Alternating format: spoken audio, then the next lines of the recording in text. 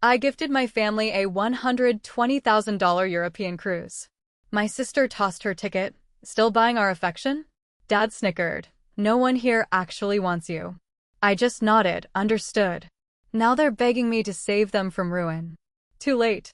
I was 38 years old, standing in front of the floor-to-ceiling windows of my Boston penthouse, staring at 4 glossy, embossed envelopes resting on my mahogany dining table. Inside those envelopes were VIP, all-inclusive tickets for a 3-week European luxury cruise. The total cost was $120,000. I had spent months agonizing over every single detail of this trip. I booked presidential suites with private ocean view balconies. I arranged for private helicopters in Italy and exclusive wine tasting tours in Greece. I paid for it all in cash up front. And I did it for one pathetic, desperate reason. I wanted my family to finally look at me. I wanted them to see me, not as the awkward shadow I used to be, but as the successful woman I had become. To understand why a 38-year-old woman would drop over $100,000 just to get her parents and sister to spend time with her, you have to understand the dynamic of the house I grew up in. I was born into a family where love was not unconditional. It was a highly exclusive currency, and I never had enough in my account to afford it. My older sister, Caroline, was the golden child. She was 3 years older than me, and from the moment she could walk and talk, she owned the room. Caroline was loud, charismatic, naturally athletic, and effortlessly beautiful. She was exactly the kind of daughter my father, Douglas, always wanted to show off. My father was a man who lived and breathed for outward appearances. He measured a person's worth by how good they looked on a country club tennis court or how well they could hold a conversation at a neighborhood barbecue. My mother, Catherine, was a quiet, passive woman who essentially existed to agree with whatever my father said. She never rocked the boat. She never stood up for anything, least of all me. And then there was me, Evelyn. I was the ghost of the family. I was quiet, deeply introverted, and intensely focused on things that my parents found incredibly boring. While Caroline was winning local beauty pageants and cheerleading trophies, I was taking apart old radios and learning how to code on borrowed library computers. I remember one specific evening when I was 12 years old. It was the night of the state finals for a middle school science and engineering fair. I had spent 4 straight months working in the freezing garage, burning my fingers on soldering irons and writing thousands of lines of code to build a fully automated, voice-controlled robotic arm. It was a massive achievement for a kid my age. I ended up winning first place out of 300 students. The judges were amazed. I remember clutching that massive blue ribbon and the plastic trophy, my heart pounding out of my chest, thinking that finally, this was it. This was the moment my dad would pick me up, spin me around, and tell me he was proud of me. But when I got home, the house was empty. They hadn't come to the exhibition. I sat on the front porch for 2 hours waiting for them. When my parents finally pulled into the driveway, Caroline was in the back seat laughing. They had gone to watch Caroline practice for a minor role in a high school play. Not the actual play, just a practice rehearsal. When I held up my first place trophy, my father barely glanced at it. He just sighed, told me to take my junk out of the hallway, and then spent the entire dinner talking about how perfectly Caroline had delivered her 2 lines of dialogue. My mother just silently passed the mashed potatoes. That was the night I learned a terrifying lesson. Excellence was not enough. I could be the smartest person in the room, but in my family's eyes, I was completely invisible. When you realize that your own parents don't really want to look at you, you learn how to disappear. I became an expert at taking up as little space as possible.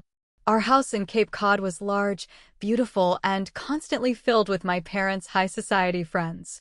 My mother loved throwing lavish dinner parties. Caroline was always the star attraction, greeting guests, making charming small talk, and soaking up the adoration. I, on the other hand, was banished to the basement. But the basement wasn't a punishment to me. It became my sanctuary. It was damp and smelled like old cardboard, but it was mine. And it was all thanks to the only person in the world who actually loved me. My Grandpa Franklin. Grandpa Franklin was my father's dad, but they couldn't have been more different. Franklin was a retired civil engineer, a quiet, observant man with hands calloused from decades of hard work. He saw right through my father's shallow obsession with status. And more importantly, he saw me.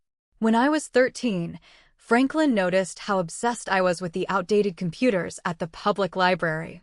For my 14th birthday, he didn't buy me a dress or a doll. He drove up to our house in his beat-up truck and carried down a massive, heavy, state-of-the-art desktop computer directly into my basement corner. It was the most expensive thing anyone had ever bought for me. He set it up, patted me on the shoulder, and told me that the world was going to run on code and that I had the brain to build the future. While the rest of my family partied upstairs, clinking champagne glasses and laughing loudly, I sat in the dim light of that bulky monitor, listening to the screeching sound of the dial-up modem, and I built my own universe. I learned software architecture, network security, and complex algorithms. Franklin would visit every Sunday. He never asked me to be louder or prettier. He just sat on a rickety wooden chair, drinking black coffee, and asked me to explain what I was building on the screen. When I was 20 years old, right in the middle of my grueling college finals, Grandpa Franklin passed away from a sudden heart attack. It shattered my world. I cried so hard at his funeral that I physically threw up, while my parents and Caroline stood there looking mildly inconvenienced by the rain. A month after the funeral, the family gathered for the reading of his will. My father was practically rubbing his hands together. Grandpa Franklin owned a stunning, historic, four-bedroom house right on the water in Cape Cod. It had been in the family for generations. My parents had been treating it like their personal summer vacation home for years, assuming they would naturally inherit it. But Franklin was brilliant, and he was protective. When the lawyer read the document, the room went dead silent. Franklin had left the Cape Cod estate entirely to me. Not to my father. Not to Caroline. Just me. He placed it in an ironclad, unbreakable trust that legally transferred full ownership to me the moment I turned 25. My father was furious. He argued with the lawyer for an hour, shouting that his father must have been out of his mind. But the paperwork was flawless. Still, I was young, grieving, and deeply intimidated by my father's anger. So, when he demanded that they be allowed to continue living in the house and using it as their main residence to save face in their social circles, I quietly agreed. I let them live in my house, entirely rent-free, paying the property taxes out of my own pocket once I started working. I thought letting them have the house would make them love me. It was the first of many massive financial mistakes I would make in the name of family. My college years were a blur of exhaustion. I refused to ask my father for a single dime for tuition. I knew it would just give him another reason to call me a burden. Instead, I worked 3 different part-time jobs. I served coffee at 5 in the morning, tutored freshmen in calculus in the afternoons, and spent every night from 10 until 3 in the morning writing custom code for small businesses online. I barely slept. I lived on cheap instant noodles and caffeine. When graduation day finally arrived, I was graduating at the very top of my computer science class with honors. I sat in the massive auditorium, wearing my cap and gown, looking out into the crowd of thousands of cheering parents. I scanned the rows, looking for my mother and father. I had sent them the tickets months in advance. But when my name was called and I walked across the stage, there was no cheering section for me.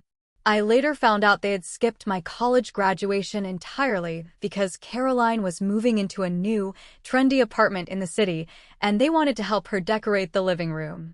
I swallowed the pain, packed up my dorm room alone, and went fully into the tech industry. By the time I was 25, I had developed a proprietary logistics and scheduling application that caught the attention of a major corporate buyout firm. After brutal months of negotiation, I sold the full rights to the software. The day the ink dried on the contract, I sat in my cheap, tiny apartment and stared at my bank account on my laptop screen. The balance read $8 million. I was 25 years old, completely self-made, and a multi-millionaire. My hands were shaking so violently I could barely dial my parents' home phone number. The phone rang 3 times before my father picked up. I could barely breathe. I told him everything. I told him about the software, the corporate buyout, the $8 million in the bank. I waited for the silence to break. I waited for the words I had chased my entire life. I waited for him to say he was proud. Instead, my father sighed. A heavy, bored sigh. "Well, that's nice, Evelyn," he said, his voice completely flat. "Make sure you put some of that away for taxes. The government will rob you blind."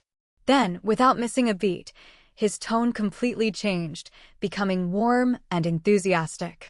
"Oh, before I forget, you need to call your sister and congratulate her.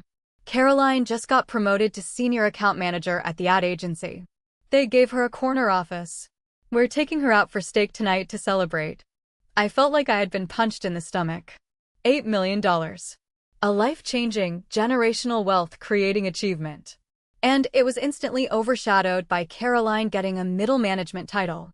I mumbled a congratulations and hung up the phone. I sat on the floor of my apartment and cried until my eyes swelled shut. But the twisted thing about childhood trauma is that it makes you irrational.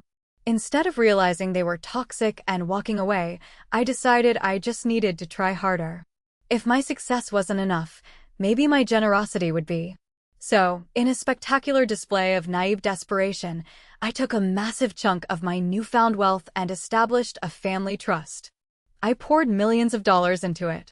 I legally designated the funds to cover emergency medical bills, retirement safety nets for my parents, and future college tuitions for any kids Caroline might have.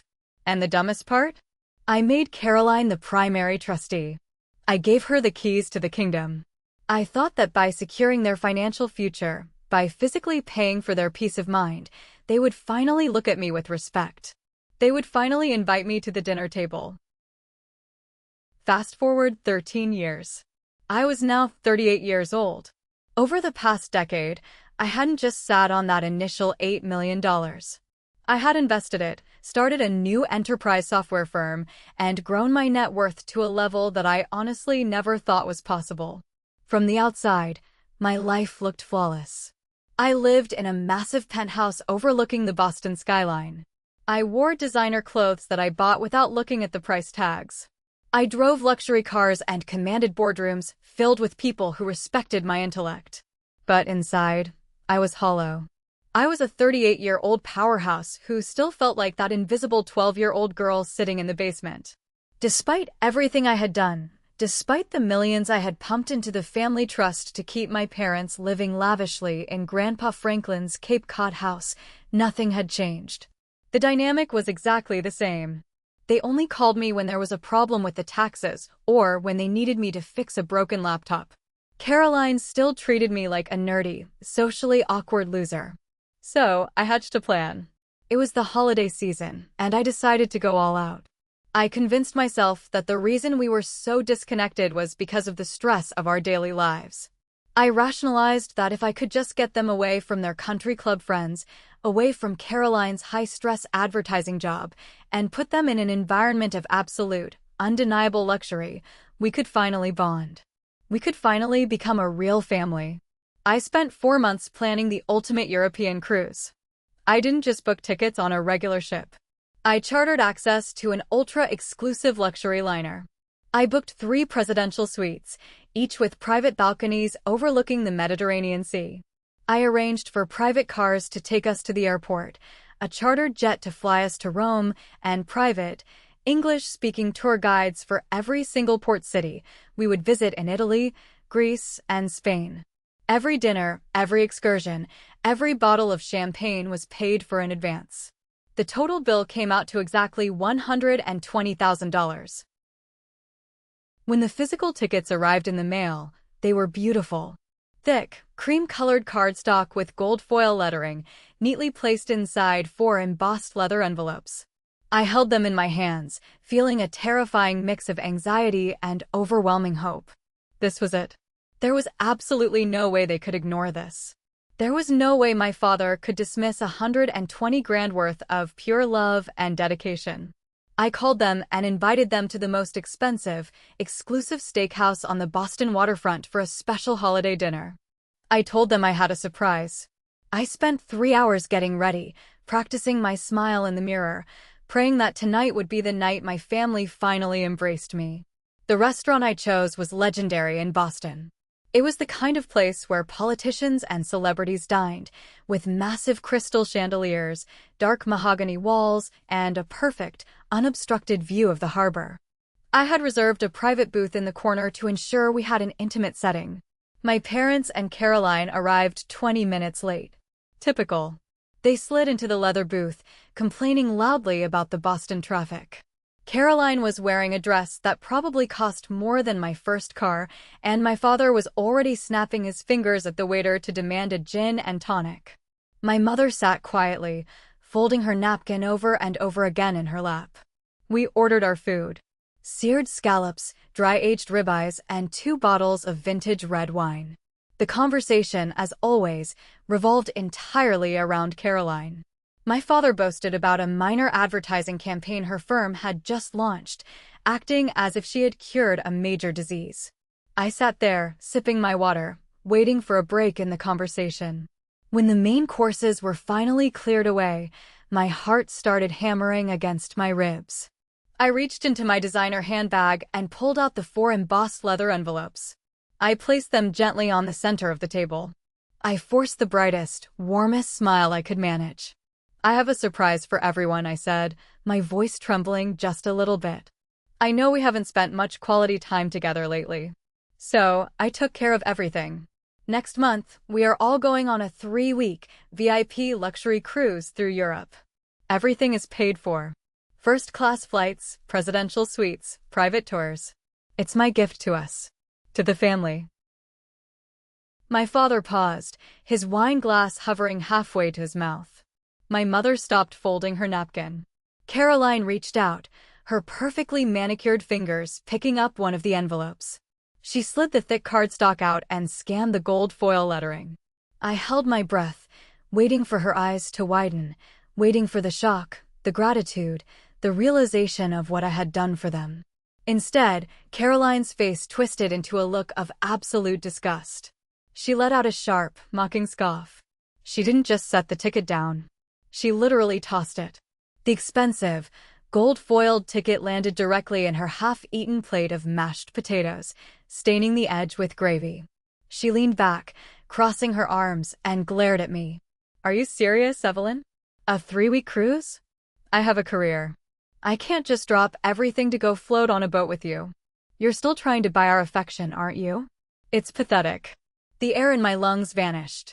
I looked at my father, silently begging him to intervene, to reprimand her, to recognize the massive gesture I had just made. My father looked at the ruined ticket in the potatoes, then looked at me with cold, hard eyes. He let out a harsh, cruel snicker. "Caroline is right," he said, his voice loud enough for the neighboring tables to hear. "You always do this. You flash your money around trying to make people feel obligated to you. It's manipulative.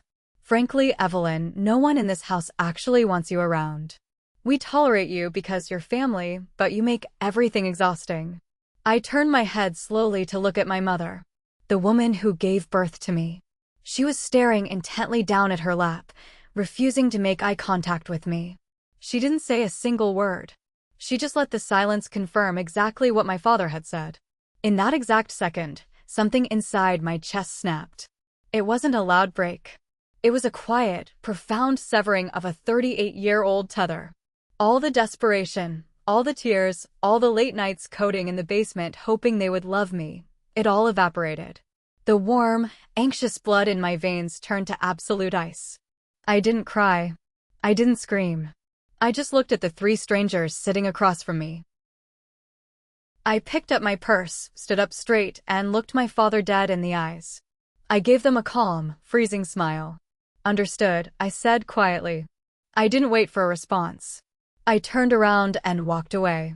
I walked straight to the maitre d' at the front desk, handed him my black credit card to pay the bill for the dinner, and walked out the heavy glass doors into the freezing Boston winter air. I didn't look back. Thank you for following the story this far. If you found this story interesting, please take a moment to like the video, subscribe to the channel, and especially leave a comment with the name of the city you live in. Every comment helps the video reach more viewers. Thank you so much. Now, let's see what Evelyn will do next. I didn't cancel the European cruise. Instead, a month later, I packed my bags, drove to the private airstrip, and boarded the chartered jet completely alone. I sat in a cabin designed for a family, drinking sparkling water while soaring over the Atlantic Ocean. When I arrived at the port in Rome and boarded the massive luxury liner, the crew was understandably confused as to why I was occupying 3 presidential suites by myself. I told them my guests couldn't make it and to enjoy the extra space. For the first 3 days on the Mediterranean Sea, I barely left my private balcony. I sat wrapped in a thick blanket, listening to the crashing of the waves against the hull of the ship. I had put my phone on airplane mode the second I walked out of that Boston restaurant. I didn't want apologies, not that I expected any. I wanted absolute silence. And in that silence, isolated from the noise of the city and the toxic gravity of my family, I finally analyzed my life objectively. I brought out a leather-bound notebook and a pen. I started writing down the reality of my family dynamic, stripping away all the emotional attachment. Fact number 1, they did not love me, and they never would. Fact number 2, they viewed me not as a daughter or a sister, but as an ATM machine. Fact number 3, I had willingly handed them the keys to my wealth out of a pathetic desire for their approval. I thought about the family trust. I thought about the millions of dollars I had locked away, allowing Caroline to manage it so my parents could live without fear of medical bankruptcy. I thought about the beautiful, historic house in Cape Cod that Grandpa Franklin had left specifically to me, which my parents currently occupied rent-free, treating it as their personal kingdom. They hosted their high society parties on my property. They slept safely knowing my money secured their future. They built their entire arrogant, comfortable existence on the foundation of my hard work, and then they looked me in the eye and told me nobody wanted me around. The sadness was gone. It was completely burned away, leaving behind a cold, methodical anger. I didn't want to yell at them. Yelling is a reaction. Yelling shows that they still have power over your emotions. I wanted something much more permanent. I wanted to systematically dismantle the safety nets I had woven for them. I wanted to pull the financial rug out from under their feet and watch them realize exactly whose world they had been living in. I spent the rest of the 3-week cruise mapping out my retaliation. I didn't go to the wine tastings in Greece. I didn't go on the private tours in Spain. I sat at the mahogany desk in my suite, using the ship's satellite internet to review property laws, trust regulations, and the exact wording of Grandpa Franklin's will. By the time the ship docked back in Italy for my flight home, I had a bulletproof plan. I had found my power, and I was ready to use it. The morning after my flight landed back in Boston, I didn't even unpack my suitcase. I went straight to my home office, made a cup of black coffee, and called my real estate lawyer. Her name was Sarah, and she had handled the legal transfer of the Cape Cod house when I turned 25. "Sarah," I said the moment she picked up, "I want to sell the Cape Cod property. Immediately." There was a brief pause on the line. "Evelyn? You mean your grandfather's estate? Your parents live there full-time now. Are you sure?" "I've never been more sure of anything in my life," I replied, my voice steady and devoid of emotion. "A few months ago, you mentioned a commercial real estate developer who was aggressively trying to buy up waterfront properties in that specific neighborhood. He made an off-market offer. Does that offer still stand?" Sarah typed rapidly on her keyboard. "Yes. He offered $2 million. All cash. No contingencies, no inspections required. He wants the land for a luxury boutique hotel project. But Evelyn, if we take an all-cash as his offer, this moves incredibly fast. We can close in less than 5 days. Your parents will have to vacate immediately." "That is exactly what I want," I said. "Accept the $2 million offer. Draft the paperwork today. Do not notify the residents of the house until the deed is legally transferred and the ink is dry. Then, let the developer deal with the eviction." The process was brutally efficient. Because there was no mortgage on the property and the buyer was paying purely in cash, the legal hurdles vanished. Within 4 days, the massive sum of $2 million was wired into my private bank account. The house, the legacy, the property where my father hosted his arrogant parties, and my mother ignored my existence, no longer belonged to the family. On the fifth day, I was sitting on my living room sofa when my phone finally reconnected to the cellular network. I had taken it off airplane mode. Within 10 seconds, it started vibrating violently. The notifications flooded the screen. 30 missed calls. 50 text messages. All from my father, my mother, and Caroline. I ignored the texts and clicked on the voicemail icon. I pressed play on the first message. It was my father. His voice was trembling, but not with sadness. It was pure, unadulterated, screaming rage. "Evelyn, what the hell did you do?" he roared through the phone speaker. "There are men in suits here with a police escort. They are telling us we have 24 hours to pack our things and get off the property. They're changing the locks. You selfish, psychotic brat. That house is our family legacy. You had no right to sell it out from under us. Call me back right now." I deleted the message. I didn't listen to the rest. I just sat there, looking out at the Boston skyline. For my entire life, my father's anger used to terrify me. It used to make me shrink down and apologize for things I didn't even do.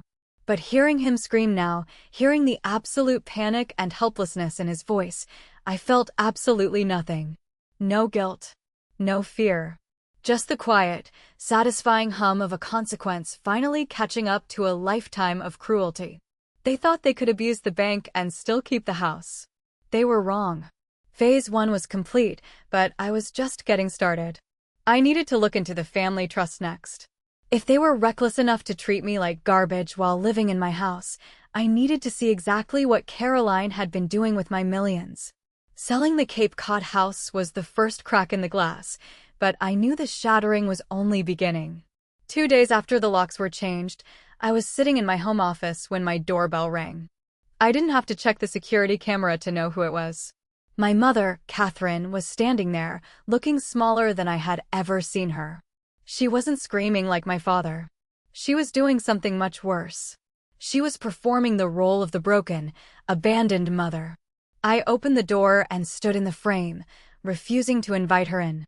She was clutching her designer purse, her eyes red from crying, or at least, she had spent a lot of effort making them look that way. "Evelyn," she whispered, her voice trembling. "How could you? Your father is staying in a motel. All of our furniture, our memories, everything is in a storage unit. Why didn't you talk to us first? We're your family. We're hurt, Evelyn. We're so deeply hurt." I looked at her, and for the first time in my life, I didn't feel the urge to apologize.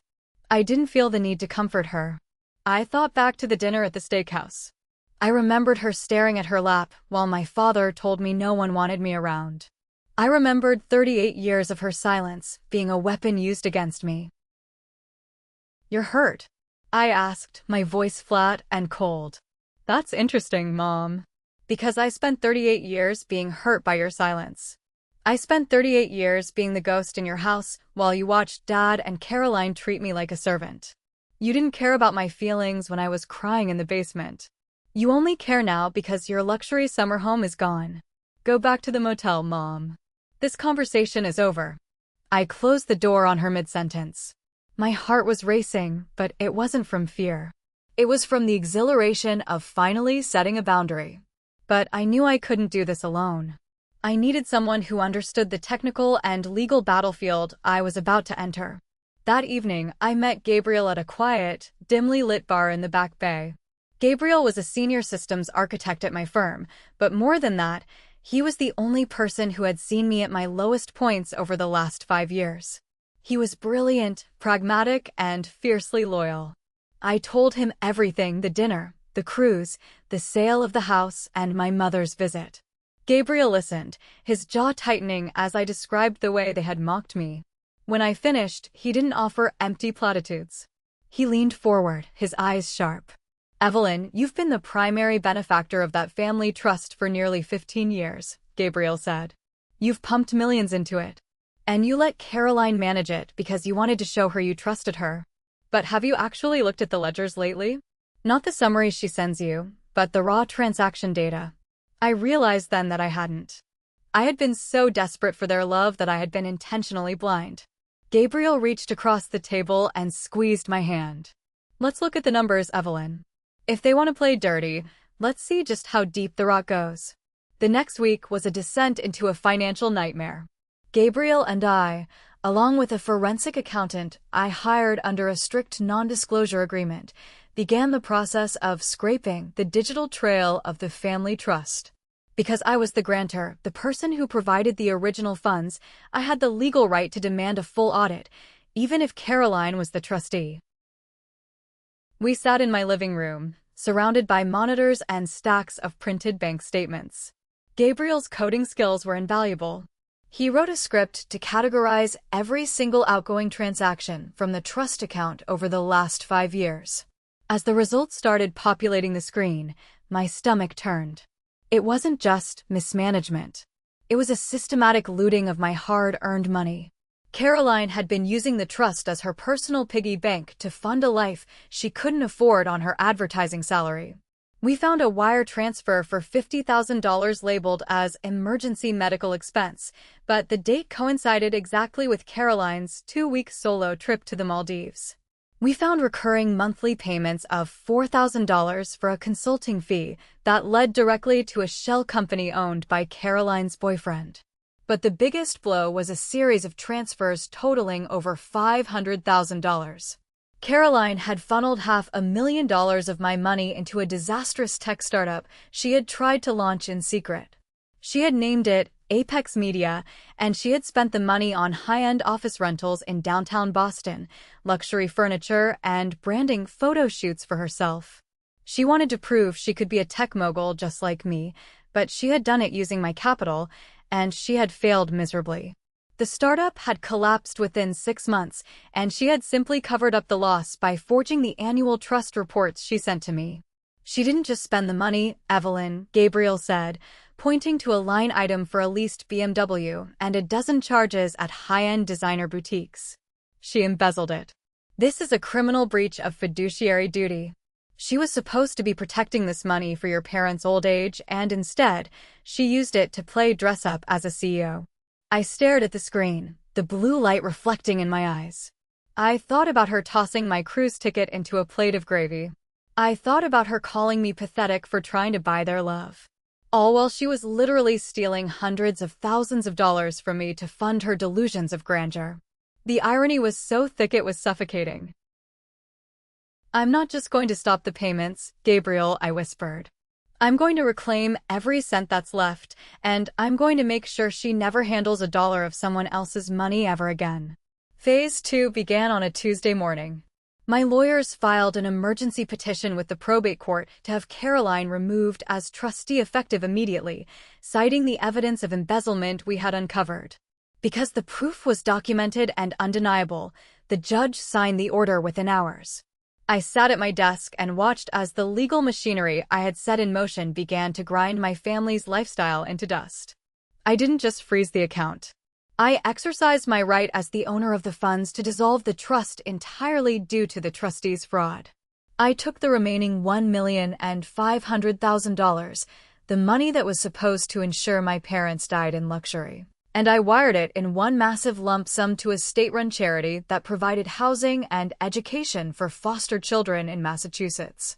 If my family didn't want my bought affection, then I would give that money to children who actually needed a chance at a life. Then came the repossession. Because the luxury BMW Caroline drove and the country club memberships my father enjoyed were paid for directly through the trust's corporate accounts, those contracts were now void. I didn't call them to explain. I wanted them to feel the confusion and the suddenness of it, just like I had felt when they blindsided me at the restaurant. At 2 o'clock in the morning, I received a series of frantic, panicked text messages from Caroline. Her car had been towed from her driveway. Her credit cards had been declined at a high-end bar where she was trying to impress clients. Her landlord had sent her an automated notice that her rent payment, which was set up as an autopay from the trust, had failed. I sat in the dark of my bedroom, the glow of my phone the only light. I didn't reply. I blocked her number. Then I blocked my father's number. Then my mother's. The next morning, I sent one final, brief email to all 3 of them from an encrypted address. To Douglas, Catherine, and Caroline. Since you made it clear that my money is merely a manipulative tool and that no one in the family actually wants me around, I have decided to respect your wishes. I have sold the house, dissolved the trust, and donated the remaining funds to a cause that actually appreciates it. You are now officially free from my bought affection.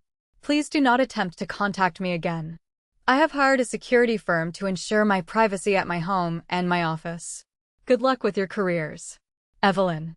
I hit send and felt a weight lift off my shoulders that I had been carrying since I was a little girl in that Cape Cod basement. I was 38 years old, and for the first time in my life, I belonged entirely to myself. The silence lasted for exactly 48 hours before the explosion happened. My family was not going to go down without a fight, but as I expected, they didn't fight with facts. They fought with the only thing they had left: noise and lies. My father, Douglas, hired a cut-rate lawyer, probably the only one he could afford now that his accounts were empty, and filed a frivolous lawsuit against me. He claimed that I had stolen the Cape Cod house and that the family trust was a verbal contract that I had breached. It was a desperate, legally hollow move, but it was enough to make the local news in our social circles. But Caroline was the one who went for the throat. She knew she couldn't win in a courtroom, so she tried to win in the court of public opinion. She posted a massive, 3,000-word confession on a public Boston community page and tagged every mutual acquaintance, every cousin, and every old family friend we had. She painted a picture of me as a cold, calculating tech sociopath. She claimed that I had lured them to a dinner just to humiliate them, that I had tricked our elderly parents into signing away their home, and that I was now hoarding millions while my mother slept on a motel floor. She used words like greedy, unstable, and traitor. By the next morning, my phone, my work phone, which they didn't have the number to, was buzzing with emails from distant aunts and cousins I hadn't seen in a decade. Evelyn, is it true? How could you do this to your own mother? Money has changed you. I sat in my office, reading these messages, and for a split second, that old, familiar guilt tried to crawl back up my throat. I felt that childhood urge to run to them and explain, to beg them to understand my side. But Gabriel walked into my office and saw the look on my face. He took the phone out of my hand and set it face down on the desk.